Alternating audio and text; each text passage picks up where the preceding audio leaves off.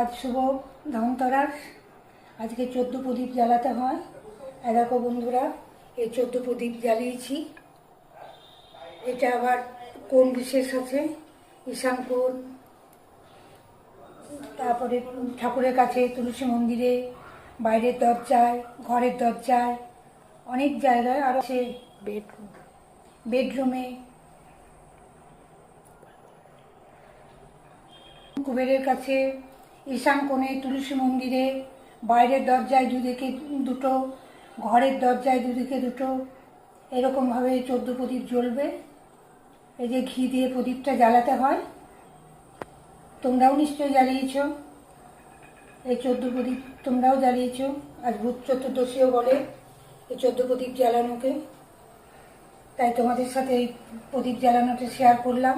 এখন যে কোনো কিছু করলেই মনে হয় তোমাদের সাথে একটু শেয়ার করি, তোমাদেরকে একটু জানাই, তোমাদেরকে একটু দেখাই। কম লাগছে, ভীষণ। ফ্যান চালাতে পারছি না।